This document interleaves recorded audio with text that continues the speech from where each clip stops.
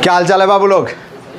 बढ़िया है। बताओ क्या पढ़ने वाले थे हम लोग? दर्पण के प्रकार। अच्छा, दर्पण पढ़ लिए थे? दर्पण हो गया था। कलर दिख रहा है? दर्पण पढ़ लिए थे। आज हम लोगों को पढ़ना है दर्पण के प्रकार। अच्छा, दर्पण के प्रकार में आपको बताया गया था प्रकार, types of mirror. Types of mirror. Types of mirror. अच्छा, चलो इधर साइड में बताओ तो इसके पहले क्या क्या पढ़ लिया हम लोग? साइड में बता दो। पहले तो इसके पहले हम लोग पढ़े थे प्रकाश का परावर्तन। प्रकाश का परावर्तन पढ़ लिए थे। अच्छा, प्रकाश के परावर्तन पढ़े थे। अब परावर्तन में थोड़ा सा ध्यान देना। क्या पढ़े थे हम लोग? प्रकाश का परावर्तन।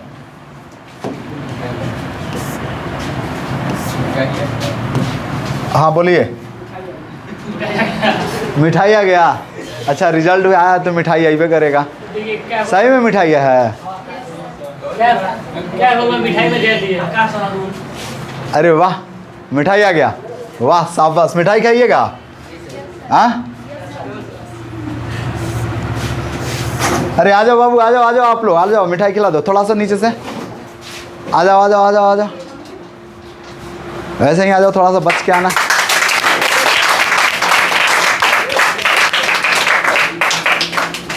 देखिए सीधा खड़ा हो जाइए, यहीं खड़ा हो जाइए। कैमरा चल रहा है बाबू, लाइव है एकदम।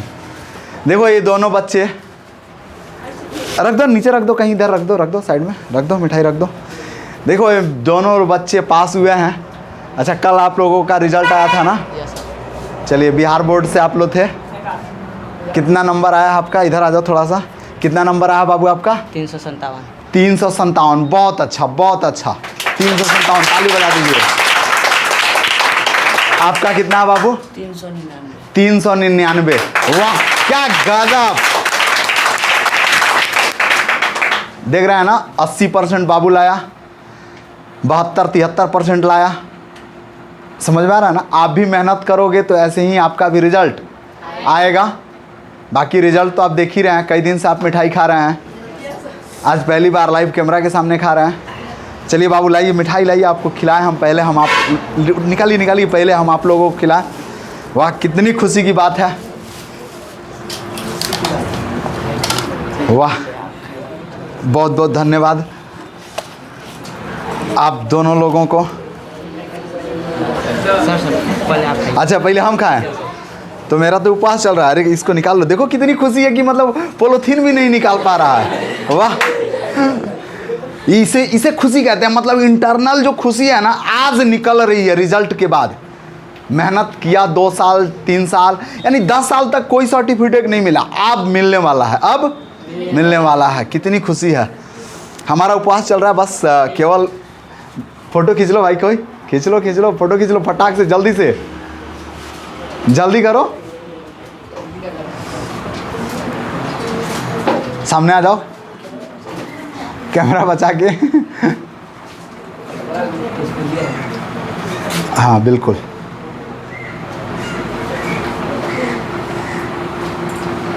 हो गया? अच्छा फोटो आया है ना? चलो अब हम लोग खिला देते हैं। हमारा उपवास फास्टिंग चल रहा है इसलिए नहीं खाएंगे हम, ठीक है? कोई बात नहीं है। एक दिन पार्टी आप लोगों से ज़रूर लेंगे, ठीक है? चलो फोटो खींचिए भाई जल्दी से बच्चा के साथ।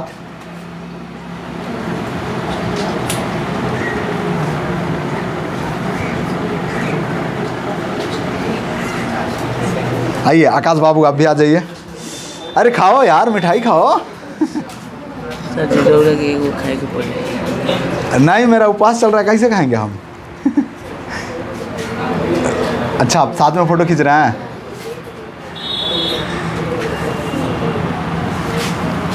ये लीजिए।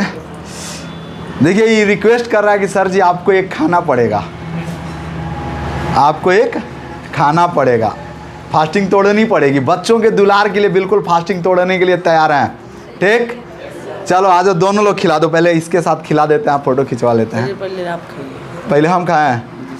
नहीं तब तक वो अच्छा रुको, तब वो भी हाथ लगाएगा ना, कोई दिक्कत नहीं है। दोनों इधर आ जाओ, तुम भी पहले खा लो, खा लो नहीं तो इधर शकल कैमरा में तुम्हारा।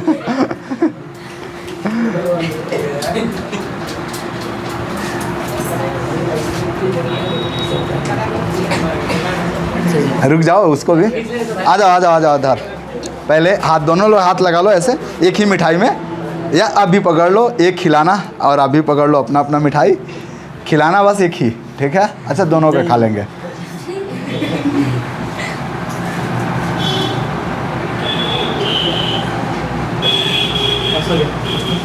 अब इसका हम खा लेते हैं। अरे पहले हम खिला ले तुमको, तब खा लेते हैं। चलो फोटो खींच लो भाई।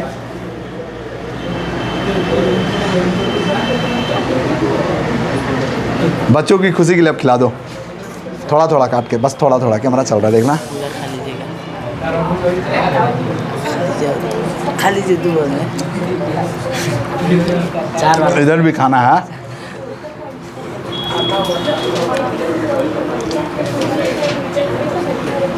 अब खा जाओ, आप खा जाओ, खा जाओ, शर्माते नहीं हैं। चलो बांट दो, इधर मिठाई बांट दो, लाओ तो बांट दो, फटाफट बांट दो, बांटो जल्दी बांटो।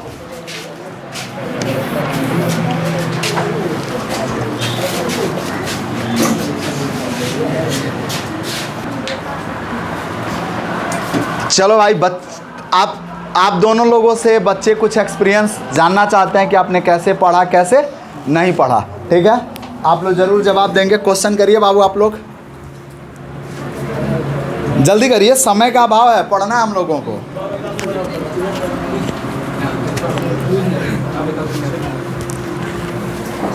बोलिए, क्वेश्चन करिए, जल्दी करिए, वो हाथ में रखे रहिए।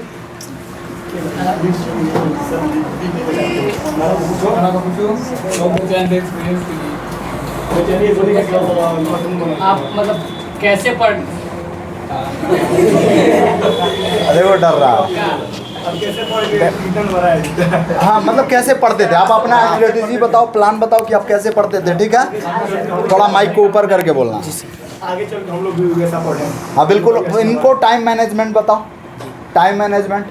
पहले तो मैं जब सुबह में सर कोचिंग पढ़ाते थे तो मैं उनकी बातों को ध्यान से सुनता था और घर पर जाकर 2 बार 3 बार रिवीजन करता था, जिससे सर की बातों को मुझे अच्छे से याद हो जाए। और मैं घर पर 3 से 4 घंटे पढ़ा करता था सुबह में, और शाम को 2 घंटे। टोटल कितने घंटे पढ़ते थे बाबू आप? 4 घंटा, 3 से 4 घंटे सुबह में पढ़ते थे और शाम को। अपना सेल्फ स्टडी बता रहे हैं, मिनिमम इन्होंने 5 घंटा पढ़ा, मिनिमम 5 घंटा इन्होंने पढ़ा। अब तो समझ में आ रहा है, कोई दिक्कत?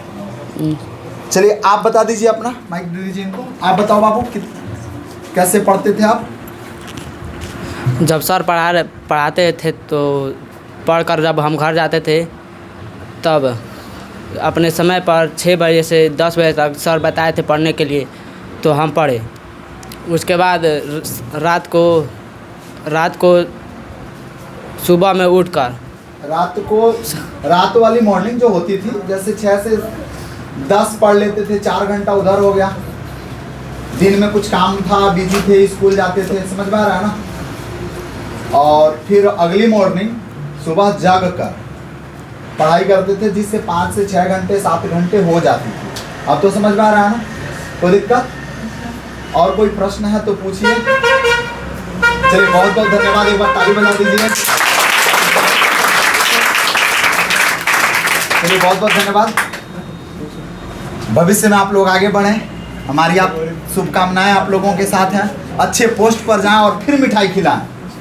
बोर्ड की रिजल्ट के लिए बहुत बहुत धन्यवाद। और अब एक रिजल्ट और चाहिए, किसी IIT, IIM और MBBS कॉलेज में आपका एडमिशन हो, या आप IAS ऑफिसर बने, अच्छे पोस्ट पर जाएं और ज़िंदगी के उन ऊंचाइयों को प्राप्त करने का प्रयास करें जहां लोगों का सपना होता है।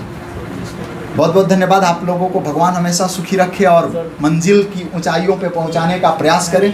चलिए धन्यवाद। इसलिए मस्त रहिए बाबू, एकदम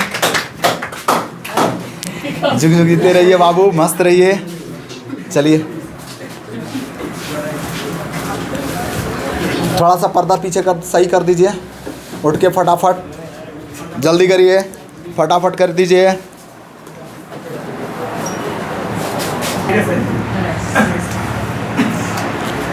चलिए आप लोग मिठाई खाए।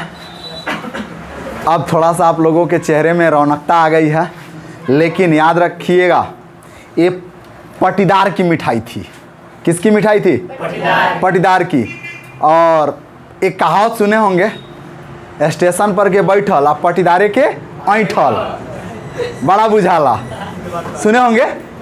तो ऐसे ही आज ये जो बच्चे आए आपको मिठाई खिला कर गए, आपके हौसले इतने बुलंद होने चाहिए कि अगली बार आप भी ऐसे ही क्लास चलता रहेगा, बच्चे बैठे रहेंगे, आप जैसे बैठे हुए हैं शोर मचाने के लिए, वो भी बैठा रहेगा और आप भी इतने अच्छे अंकों से पास हों कि आप आए मिठाई लेकर लाइव क्लास में और खिलाएं। बड़ी खुशी होगी। समझ में आ रहा है ना? अब बाकी भोजपुरी कहावत, पटीदार का बहना वापस कर देना चाहिए। समझ में आ रहा है ना? अपनी हैसियत को इतना बढ़ाओ कि पटीदार का जो खाए हो वापस करो, यानी अपने हौसलों को इतना बुलंद करो कि आज इनका मिठाई तुम खाए हो, अब ये तो नहीं मिलेंगे लेकिन आपके नीचे वाले मिलेंगे ना, जो आपके क्लास में फिर पहुंचेंगे, उनको आप मिठाई खिलाना। ठीक है? चलिए बहुत बहुत धन्यवाद। क्लास स्टार्ट करें हम लोग। तो पहले क्या पढ़ रहे थे? हमने चर्चा किया, पहले प्रकाश का परावर्तन पढ़ लिए। ठीक है? Reflection of light, reflection of light पढ़ लिया। ठीक है? चलो अब रिफ्लेक्शन ऑफ लाइट में हमने फिर पढ़ा कि परावर्तन के प्रकार, परावर्तन के प्रकार के बारे में पढ़ा। ठीक है? यानी टाइप्स ऑफ रिफ्लेक्शन। उसके बाद हमने इसके दो प्रकारों के बारे में पढ़ा। पहला क्या पढ़ा? नियमित परावर्तन, नियमित परावर्तन। और दूसरा क्या पढ़ा? अनियमित। शांत रहिए, बिल्कुल बदमाशी नहीं करना है, नहीं तो अगली बार मिठाई खिलाने लायक नहीं रह पाओगे। समझ में आ रहा है ना? ऐसे ही स्टेशन पे बैठना पड़ेगा, पटीदार ऐठेगा, बर्दाश्त आपको करना पड़ेगा, नहीं पढ़ोगे तो। अब तो समझ में आ रहा है ना? तो अब नियमित परावर्तन और अनियमित परावर्तन। उसके बाद फिर हम लोगों ने क्या पढ़ा था बाबू?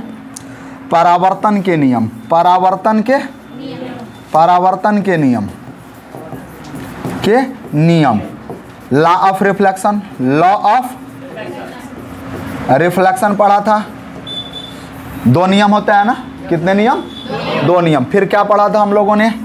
बताओ फटाफट। तो परावर्तन से संबंधित विभिन्न पद, परावर्तन से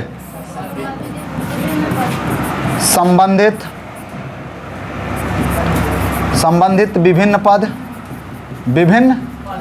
पद, different terms related to reflection, यही ना पढ़े थे? Different terms related to reflection. अच्छा, इसमें कौन कौन सा टर्म पढ़े थे मुझे बता दो। पहला तो हम लोग पढ़े थे आपतित किरण क्या होता है? आपतित किरण। उसके बाद हम लोगों ने लिखा था परावर्तित किरण। उसके बाद से अभिलंब, उसके बाद से अभिलंब, उसके बाद से दर्पण, आपतन कोण, आपतन कोण, उसके बाद से परावर्तन कोण, उसके बाद विसर्पी कोण, विसर्पी कोण, उसके बाद से आपतन, आपतन बिंदु नीचे दिखाई दे रहा है। चलो उसके बाद फिर पढ़े थे विचलन कोण। फिर आगे हम लोगों ने क्या पढ़ा था बाबू? आगे हम लोगों ने क्या पढ़ा? समतल दर्पण पर लंबवत पड़ने वाली प्रकाश की किरणों का परावर्तन। अब तो समझ में आ रहा है ना? समतल दर्पण पर लंबवत पड़ने वाली प्रकाश की किरणों का परावर्तन। इन सारी चीज़ों को हम पढ़ चुके थे, कोई दिक्कत नहीं ना? यहाँ तक तो हो गई थी। चलो बाबू अब आगे बढ़ते हैं। तो आज का हम लोगों का टॉपिक होगा दर्पण के प्रकार। चलो दर्पण के प्रकार के बारे में देखते हैं। दर्पण के प्रकार के बारे में देखते हैं।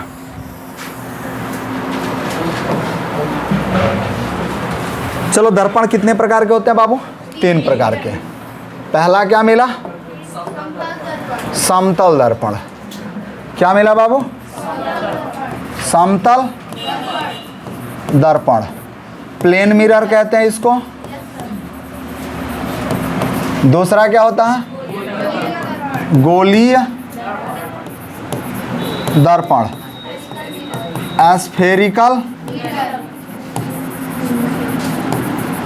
उसके बाद से क्या होता है? हाँ, परवलयिक दर्पण, परवलयिक एक दर्पण, पाराबोलिक मिरर, पाराबोलिक मिरर। चलो अच्छा, गोलीय दर्पण के प्रकारों के बारे में भी पढ़े थे। गोलीय दर्पण के कितने प्रकार थे भाई? 2 प्रकार थे। कौन कौन सा? अवतल, अवतल दर्पण, और दूसरा क्या था? उत्तल दर्पण। अच्छा, अवतल दर्पण को इंग्लिश में क्या बोले थे? कॉनकेव। उत्तल दर्पण को क्या बोलते हैं? Convex mirror, convex mirror. इतनी बात समझ में आ रही है? चलो कुछ और भी इसको बोलते हैं। अभी दर्पण, कन्वर्जिंग, चलो और मैं इसको अपसारी,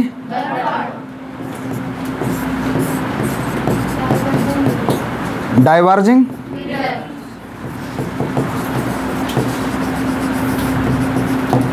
चलो अब एक एक करके इन सारे दर्पण का क्या करते हैं? प्रकारों का वर्णन करते हैं कि समतल दर्पण क्या है।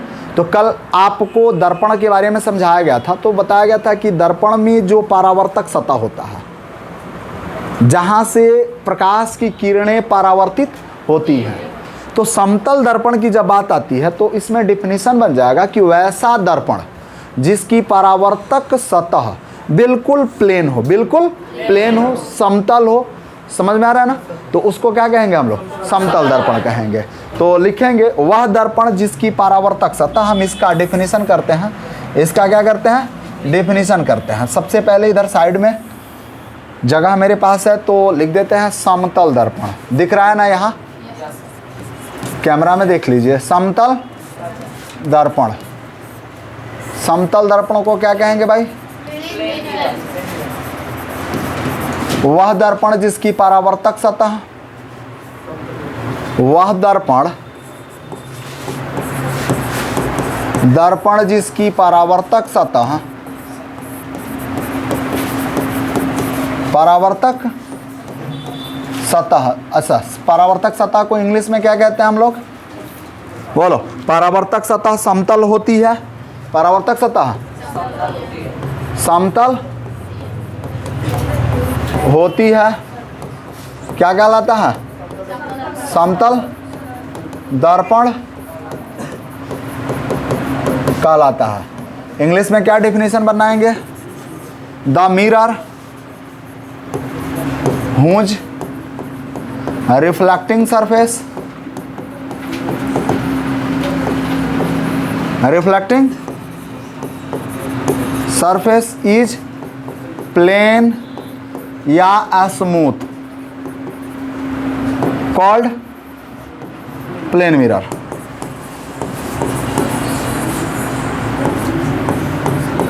क्लियर है ना?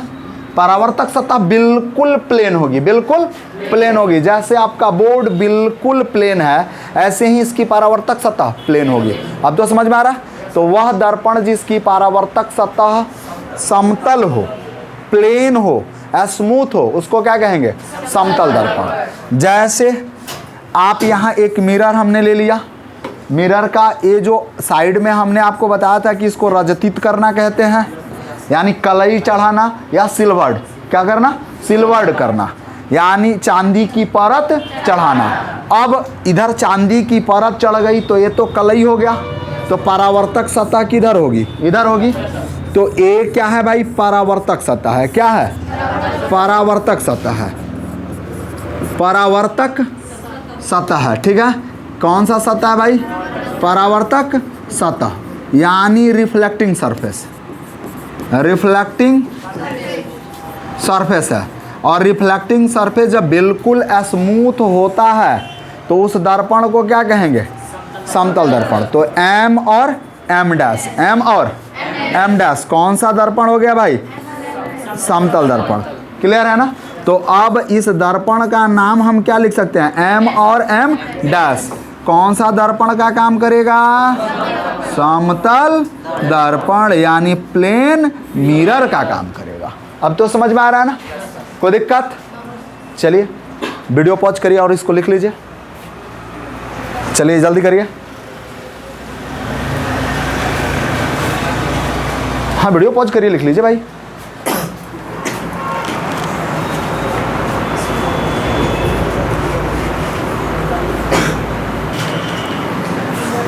चलो हो गया, आगे बढ़ते हैं। अब हमें फिर पढ़ना है, इसको पहले पढ़ लेते हैं और फिर बाद में इसको पढ़ते हैं, ठीक है। क्योंकि इससे बहुत बड़ा टर्म बनेगा ना, इससे पूरा टर्म इसी से बनेगा और फिर लेक्चर हमारा ख़त्म भी हो जाएगा, चैप्टर ख़त्म हो जाएगा। इसकी कहानी को ख़त्म करते करते चैप्टर ख़त्म। समझ में आ रहा है ना। तो अब आगे बढ़ते हैं थोड़ा सा। परवलयिक दर्पण, क्या पढ़ना हम लोगों को, परवलयिक दर्पण, परवलयिक दर्पण। चलो पाराबोलिक मिरर,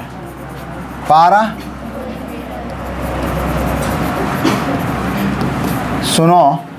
अब कहता है कि वह दर्पण जिसकी परावर्तक सतह पूर्णतः गोलीय नहीं होती है।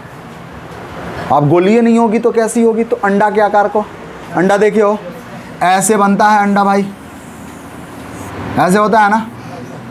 अब ऐसे ही समझ लो अंडा होता है।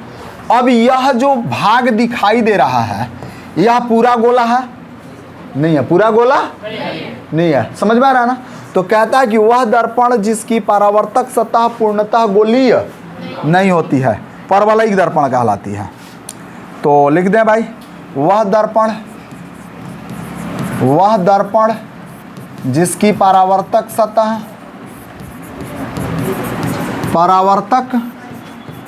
सतह पूर्णतः गोलीय नहीं होती है, गोलीय नहीं होती है, क्या कहलाता है भाई, परवलयिक दर्पण कहलाता है। दर्पण कहलाता या कहलाती है या कहलाता है, कुछ भी लिखिए। चलिए लिखेंगे पहले इंग्लिश में द मिरर, बातें कम, the mirror whose reflecting surface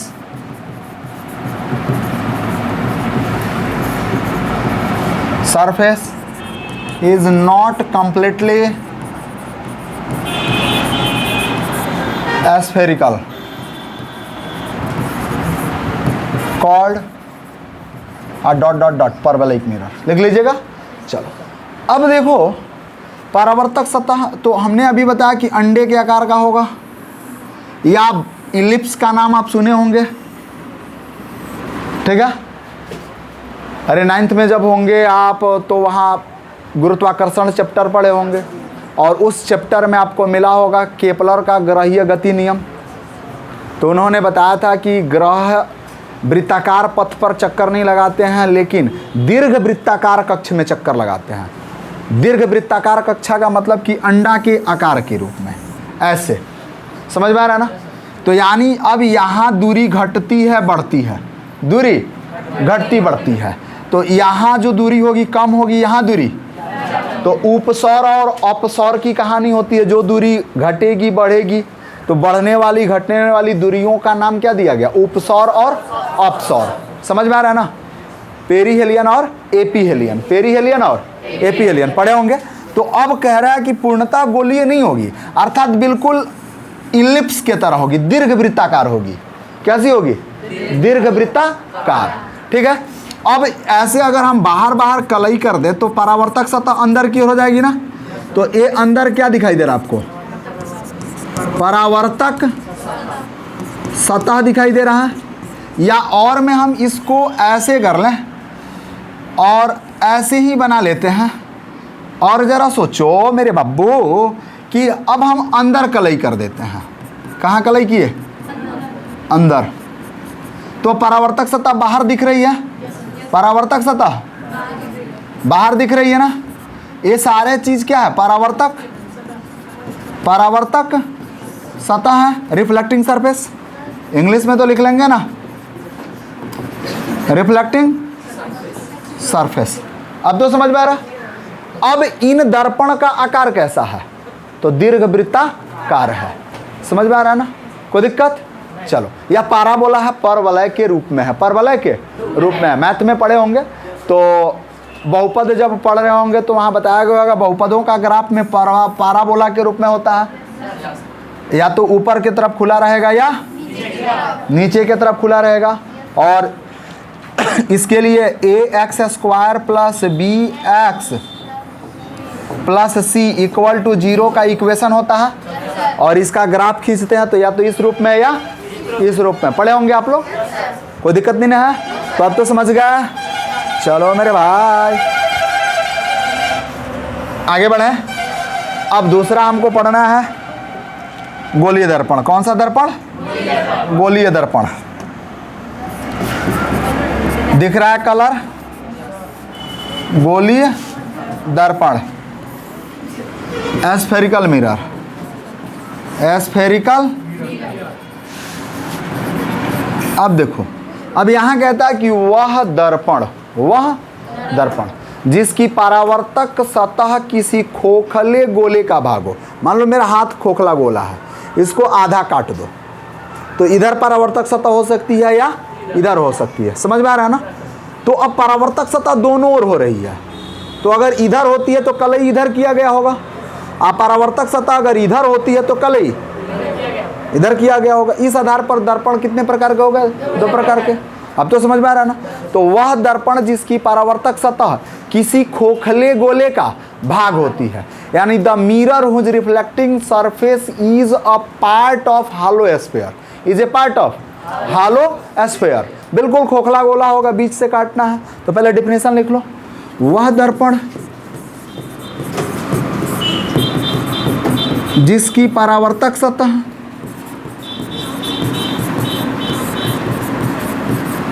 किसी खोखले गोले का भाग होती है, खोखले गोले का भाग होती है, गोलीय दर्पण कहलाता है।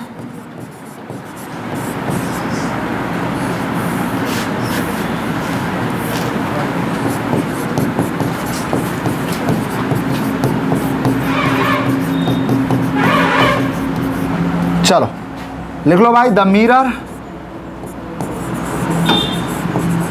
Whose reflecting surface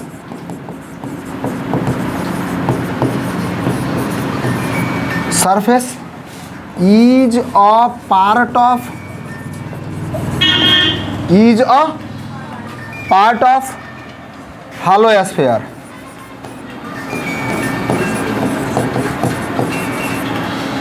It's called spherical mirror. It's called spherical mirror. Clear है ना? अब सुन लो भाई, लिखना बंद कर दियो। पहले कॉपी पेन बिल्कुल रख दो, पहले समझ लो, उसके बाद लिख लेना। अब तो समझ में आ रहा है ना? पहले जो पढ़ाई चल रही है उसके प्यार में गोता लगाओ, फिर लिखने वाले काम पर जाना। समझ में आ रहा है ना? कोई दिक्कत? हाँ चलो देखो, यह हो गया आपका एक गोला। ठीक है, आप कहोगे सर वृत्त बना है, तो कोई दिक्कत नहीं है। मान लो गोला है, ठीक है, क्या हो गया, आगे से देख रहा है कैमरा को, ठीक, गोला, तो यह गोला हो गया। अब इस गोले को आप काट दो, बीच से काट दो, तो मैंने बीच से काट दिया, ठीक है। अच्छा पहले गोला बना लो। अब इस गोले को, अच्छा इसको मैं साफ कर देता हूँ, दूसरा गोला ले लेता हूँ। तुम कहोगे कि ओ सर जी, होंगे जी बाबू बोलिए, तो गोला बढ़िया लीजिए सर जी।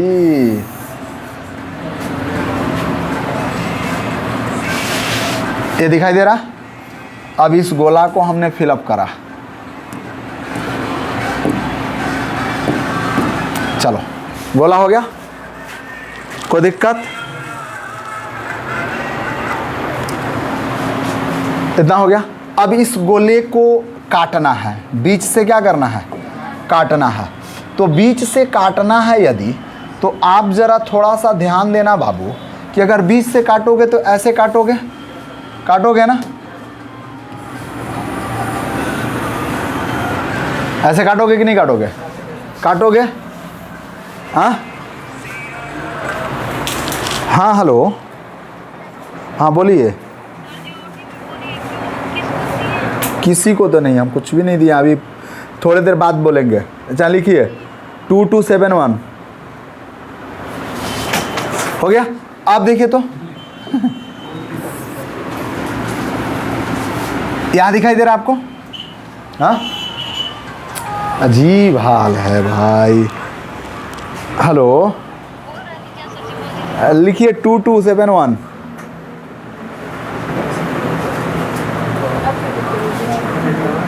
हो गया। अब देखिए तो भाई, अब इसको हमने बीच से काटा, तो बीच से काटा तो इसका मतलब क्या मिला कि ऐसे मिल गया हमको, ध्यान से देख लो, ऐसे मिल गया, एक पार्ट ऐसे मिला। अब इसको हम थोड़ा सा क्या कर लें, यहां से ऐसे हो गया, हुआ कि नहीं हुआ, हुआ ना बाबू, बोलिए पक्का। और दूसरा पार्ट मिल गया हमको ऐसे, दूसरा पार्ट ऐसे हो गया, समझ में आ रहा ना। अब इसमें आप क्या कर सकते हो कि दोनों में कहीं एक तरफ कलई कर लो, दोनों में कहीं एक तरफ कलई कर लो। तो अब एक तरफ कलई करोगे तो ज़रा देखना सबसे पहली बात कि अब इसका पार्ट ऐसे, यानी या तो ऐसे हुआ, तो अगर कलई अंदर वाले भाग में करोगे, पेंटिंग अंदर वाले भाग में करोगे, समझ में आ रहा है ना। फिर इसी मिरर का दूसरा पार्ट और पेंटिंग कहाँ करना है, अंदर वाले भाग में। तो परावर्तक सतह किधर बनेंगे, बाहर बनेंगे ना। परावर्तक सतह बाहर की तरफ उठे हुए होंगे, परावर्तक सतह बाहर की तरफ उभरे हुए होंगे, बाहर की तरफ उभरे हुए होंगे। यह क्या हो गया, परावर्तक सतह। अब तो समझ में आ रहा है। लेकिन अब यही मिरर है और तुम क्या कर रहे हो कि कलई बाहर से कर रहे हो, कलई बाहर से कर रहे हो, तो परावर्तक सतह अंदर की ओर धंसा हुआ होगा, परावर्तक सतह अंदर की ओर। तो यह जो चीज दिख रहा है आपको, यह क्या है, परावर्तक, परावर्तक सतह। यह क्या है, परावर्तक सतह। इतना बात समझ में आ रहा है। अब परावर्तक सतह के आधार पर गोलीय दर्पण दो प्रकार का पहले ही आप पढ़ चुके हो, पढ़े हो ना। तो इनका पहला जो पार्ट मिला कि यह परावर्तक सतह जो बाहर के तरफ है उसको क्या कहोगे आप, उत्तल दर्पण। बहुत बहुत धन्यवाद समझने के लिए। और इसको क्या कहोगे भाई, अवतल दर्पण कहोगे। इतनी बात समझ में आ गई, कोई दिक्कत बोलो। हाँ पीछे वाला आम बच्चा, बाबू इधर से समझ में आ गया नहीं। अरे तो मतलब ये रिस्पॉन्स ऐसे हिला रहा है मुड़ी, निगेटिव रिस्पॉन्स है पॉजिटिव है, बताओ भाई समझ में आया नहीं आया, आया, वाह चलो अच्छी बात है, ये चीज़ समझ में आ गया। अब थोड़ा सा एक लाइन और इसका एक्सप्लेनेशन कर देते हैं, अवतल दर्पण और उत्तल दर्पण, तब लिख लीजिएगा, ठीक है, कोई दिक्कत? चलो अब पहला हेडिंग क्या होगा भाई? उत्तल दर्पण। पहला हेडिंग क्या होगा? उत्तल दर्पण। उत्तल दर्पण क्या है? बोलो बोलो बोलो बोलो। हाँ, उत्तल दर्पण और अवतल दर्पण। कौन सा दर्पण पहले पढ़ोगे? अवतल। चलो अवतल दर्पण।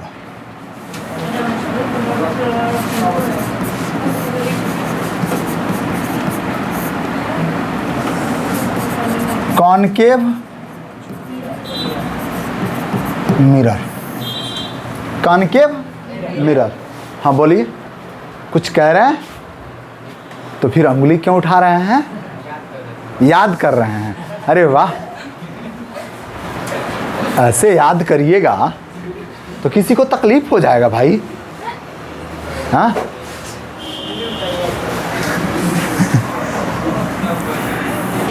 चलिए, गाना गा रहे हैं, कभी भूला कभी याद किया। चलो देखो तो, वह दर्पण, वह गोलीय दर्पण, वह गोलीय दर्पण जिसकी परावर्तक सतह, परावर्तक सतह अंदर की ओर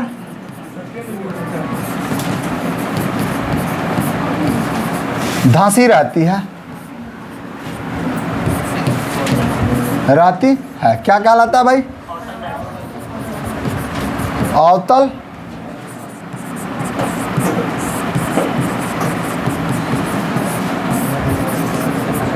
हो गया। अवतल दर्पण कहलाती है। परावर्तक सतह अंदर की ओर धंसी होती है, ठीक है, यानी the spherical mirror whose reflecting surface is at inward, is at inward. Clear है ना? तो अब लिख लेंगे the spherical mirror, spherical mirror whose reflecting surface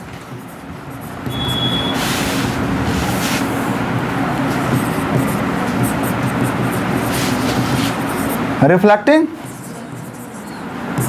surface is inward side, inward side called dot dot dot concave mirror, ठीक है। चलो अब देखो तो भाई, सबसे पहले आपने अभी देखा कि परावर्तक सतह अंदर के तरफ धंसी हुई, तो अब हमको रजतित करना है, पेंट करना है, तो इस साइड से पेंट करेंगे ना। पेंट कैसे करेंगे भाई? इस साइड से पेंट कर देते हैं, दिखाई दे रहा कलर, समझ में आ रहा? दूसरी चीज़ की हमने एक और ऐसे ले लिया और हमको पेंट कहाँ से करना है? इधर से। तो परावर्तक सतह अंदर की तरफ धंसी हुई हो गई, होगी नहीं हुई? तो यह जो बीच वाला पार्ट दिख रहा है, बीच वाला पार्ट, यह जो पार्ट है, यह जो पार्ट है, यह जो पार्ट दिख रहा है, यह क्या है? परावर्तक सतह, रिफ्लेक्टिंग सरफेस है। जी सर नमस्कार।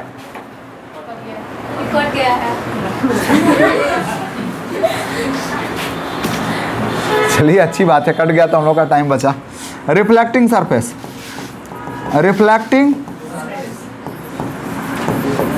चलो अब अगर इस दर्पण को हम ऐसे कर दें बाबू, ऐसे कर दें और ऐसे कर दें, तो अब पेंटिंग कैसे किधर करोगे? कलर्ड किधर करोगे? हाँ अंदर करोगे, बाहर की तरफ करोगे ना? पेंटिंग किधर करोगे? बाहर की तरफ। चलो पेंटिंग कर रहे हैं। हाँ जी सर नमस्कार।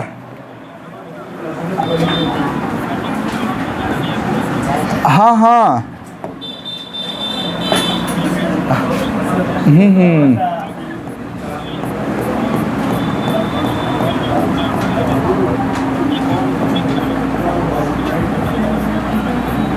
कहाँ और करेला? हाँ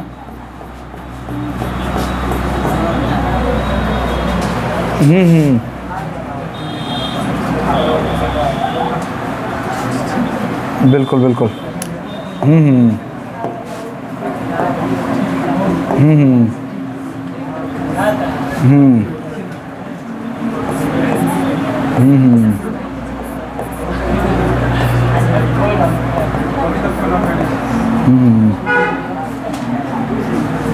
तो चलिए ना उसके घर और चल के मिठाई उठाई खिला दिया जाए। अच्छा कल गए थे उसके घर?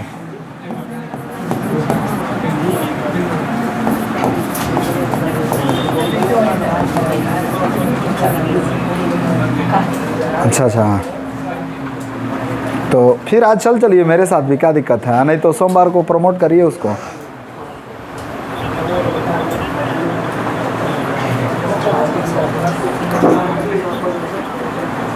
ठीक है ठीक है ठीक है ठीक है, तो उसमें से सबको प्रमोट करिएगा।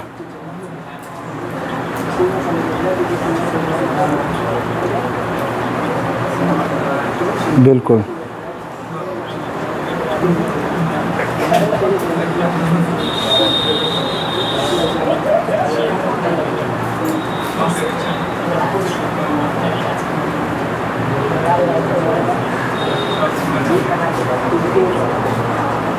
हम्म।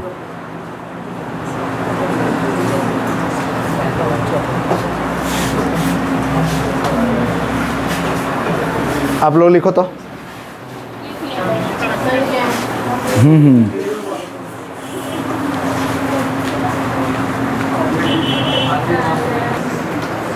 चलो इसको लिख लिया हो, चलो आगे बढ़े हम लोग। ए पढ़ रहे थे हम लोग, तो अब समझ गए भाई ये परावर्तक सतह, ये क्या है? परावर्तक सतह। वही अब हमें उत्तल दर्पण लिखना है। क्या लिखना है? उत्तल दर्पण। क्या लिखना है हमको? उत्तल दर्पण। अब देखो यहाँ एक चीज तुमने देखा कि परावर्तक सतह अंदर की ओर धंसी रहती है। शांत हो जाओ।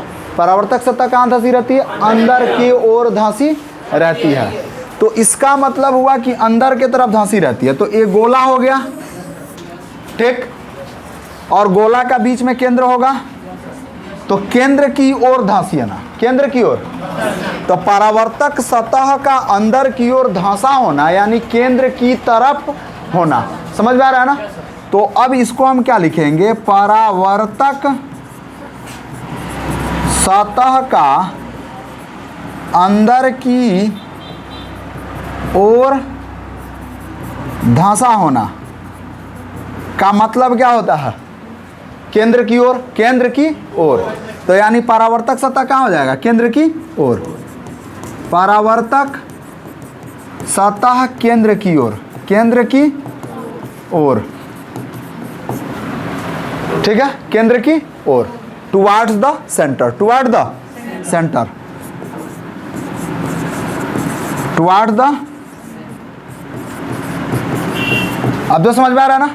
चलो अब देखो एक और बात, अब हमें पढ़ना है उत्तल दर्पण। क्या पढ़ना है? उत्तल दर्पण। उत्तल दर्पण।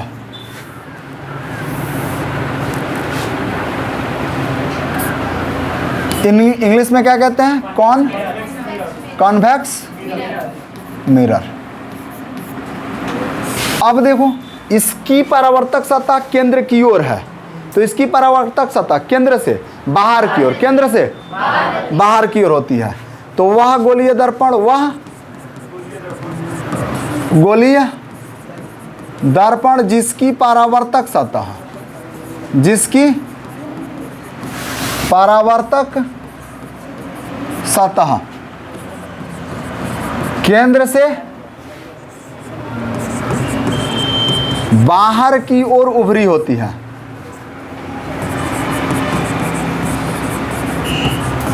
उभरी होती है, क्या कहलाता है भाई?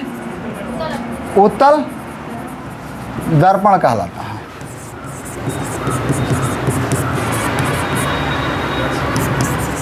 The spherical mirror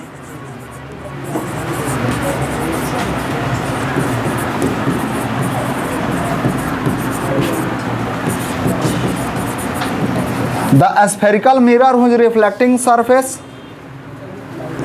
is outside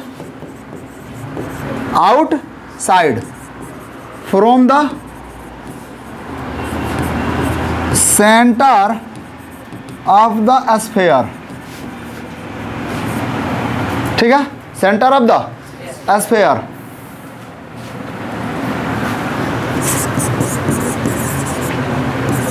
is called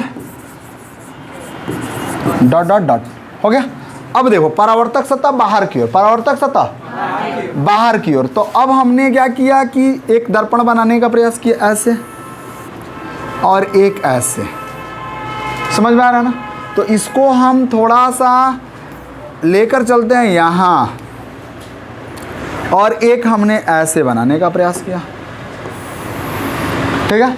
अब कलई किधर करेंगे, अंदर की ओर ना, कलई अंदर की ओर। तो इधर हमने क्या किया, कलई कर दिया। इधर हमने क्या किया, कलई किया। तो इसको क्या कहते हैं हम लोग, परावर्तक सतह। क्या कहेंगे, परावर्तक। अब इसी मिरर को थोड़ा सा हम पलट दें, ऐसे कर दें,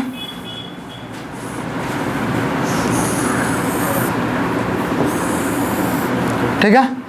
तो कलई अंदर की तरफ होगी ना,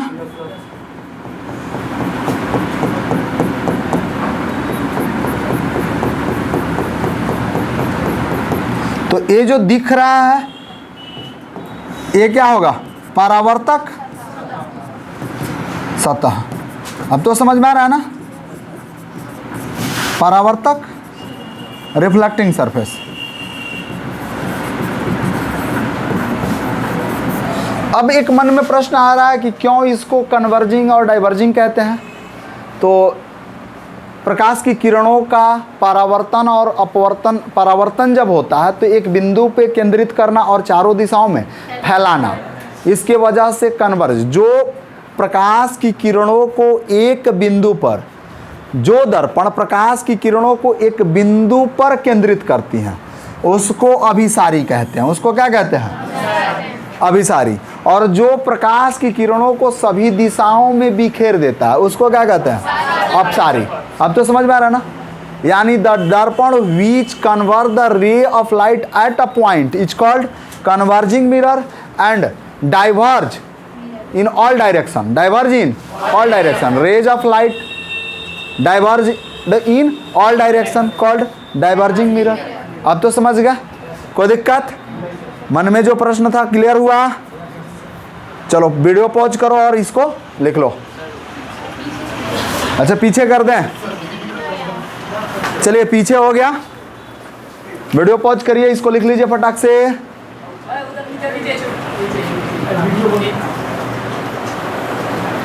हो गया। चलिए आगे वाला वीडियो पॉज करिए और लिख लीजिए फटाक से। बाकी की जानकारी अब आपको कल दी जाएगी। बहुत बहुत धन्यवाद। ठीक है, बाकी की जानकारी कल। तब तक के लिए आप हंसते रहें, मुस्कुराते रहें और यूपीसीएम क्लासेज में आते रहें। मिट यू भी है ना।